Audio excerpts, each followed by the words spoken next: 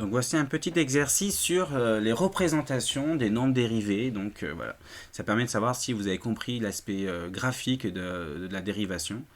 Donc là ici, il vous demande de tracer l'allure d'une courbe en ayant donc des données, enfin, des renseignements sur cette courbe, sur les images, sur la variation, sur le maximum et sur là ici ce qui est plus, enfin, qui peut être dur pour certains élèves, c'est d'exploiter les nombres dérivés. Donc je vais les mettre sur pause et on va passer à la correction. Donc maintenant, alors, ce que je vais vous proposer, c'est de faire ça par étapes. Il y a quand même un exercice comme ça, admettons que ça vaut des points. Il faut quand même essayer de gagner des points par rien répondre. Ça peut paraître dur pour certains élèves, mais ça n'est pas tant que ça. Mais donc on va passer, on va essayer de faire des choses simples. Première chose, on va placer les images. Vous avez ici f de 1 qui vaut 0, f de moins 3 qui vaut 0 et f de 3 qui vaut 0. Mais f de 1 qui vaut 0, ben vous avez un point ici. F de moins 3 qui vaut 0, vous l'avez là. Et f de 3 qui vaut 3, vous l'avez là. Donc déjà, voilà, mettons que là, je peux mettre, je sais pas moi, 0,5 ou un point entier pour ça, ça dépend du barème. Ensuite, moi, ce qui va m'intéresser, c'est que je sais que par exemple aussi en 0, alors ça j'aurais peut-être un point entier parce que ça ferait 0,5, 0,5. Le maximum, f admet en 0 un maximum égal à 4, c'est-à-dire que l'image de 0 en fait c'est 4, et d'ailleurs c'est le maximum, c'est-à-dire que la courbe n'ira pas au-delà, si vous voulez, de l'image 4, il n'y aura aucun nombre sur l'intervalle moins 3, 3, qui aura une image supérieure à 4, c'est le maximum. Donc là on s'intéresse donc à l'intervalle moins 3, 3, on n'ira pas au-delà. Donc ça c'est déjà un point gagné, c'est déjà mieux que rien. Maintenant si je mettais donc un autre point à gagner, c'est l'interprétation des nombres dérivés que vous voyez là à l'écran. Qu'est-ce que ça veut dire que f' de 3 vaut 0, f' de moins 3 vaut 2, et f' de 1 qui vaut 0,5. Je vous rappelle que le nombre dérivé, c'est le coefficient directeur de la tangente au point d'abscisse ici 3, au point d'abscisse moins 3, etc. Donc on trace, donc là il n'y a pas de R, on trace les tangentes à l'aide du nombre dérivé qui donne le coefficient directeur de la tangente et on utilise le fameux V sur H. Donc, comme je l'ai dit, le nombre dérivé, c'est le coefficient directeur de la tangente au point d'abscisse 3, ici au point d'abscisse moins 3, et ici au point d'abscisse 1. Donc si je m'intéresse à moins 3, ici, là, dont l'image est 0, la tangente a pour coefficient directeur f' de 3, ça vaut 0. Ah, par contre, je me suis trompé, là c'est moins 3. Donc f' de 3, ça vaut 0. On est ici, pardon.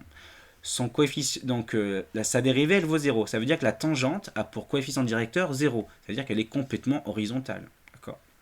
Ensuite, f' de moins 3, ça vaut 2. Donc ici, f' de moins 3, ça vaut 2. C'est-à-dire que la tangente, là, que je trace, elle a pour coefficient directeur moins 2. Ben, comment je fais pour faire ça? Ben, tout simplement, je vais, à partir de 3, je vais faire mon V sur H. Vous voyez que ici, si c'est 2, ben 2, ça va être 2 sur 1. Donc là, c'est le fameux V sur H. À partir de ce point-là, je vais me déplacer verticalement de 2, comme ça. Hop. Et après, horizontalement, c'est 1. Donc 1 à droite, puisque c'est le sens, je vous rappelle, de l'axe de 1. Et donc là, je trace à peu près un bout de tangente. Je ne peux pas tracer toute la tangente, ça sert à rien d'aller plus haut, puisque une tangente, c'est une notion quand même qui est locale. La tangente à la courbe, c'est pas ce qui m'intéresse, c'est vraiment localement que ça vient frôler la courbe juste à ce niveau-là, au niveau du point que je vous montre ici. L'image de f' de 1, ça vaut donc 0,5. Pareil, là, c'est 0,5 si je mets en forme de fraction, c'est 1,5. 1,5, c'est V sur H, voilà. Donc ici, ça veut dire que verticalement, je vais monter de 1. Et je me suis trompé d'ailleurs, oui, c'est pas bon, je sais pas pourquoi, là j'ai vu. Donc en fait, c'est plutôt dans l'autre sens, pardon, je vais refaire. Donc là, si je refais, c'est complètement faux ce que je viens de faire là. En plus, là sur le dessin, j'ai même pas vu. Donc là, je vais monter de 1, donc je vais faire la correction en vidéo. Alors, j'avais écrit en vert. Ici, voilà, donc V ça vaut 1, et ici je me déplace donc 1, 1. C'est pareil, j'ai pas besoin encore ça. Ici, donc, le verticalement, je monte de 1, et ensuite horizontalement, je me déplace de 2 dans le sens positif, donc c'est 2, et j'arrive ici. Donc à la fin, je trace ma droite qui est comme ça. Je vais faire ça mieux, je vais mettre une règle en rouge, là, ici. Évidemment, ce que vous voyez à l'écran, c'est complètement faux. Enfin, la première droite que j'avais tracée, elle n'est pas juste. Et voilà. Donc j'ai mes 3 tangentes. Celle-là, il faut l'occulter. Elle n'est pas du tout correcte. D'accord. Celle-là, il faut l'enlever. Donc là, vous revoyez, là, je refais ici. Donc une fois que j'ai fait tout ça, c'est déjà pas mal. Il ne me reste plus qu'à tracer la courbe.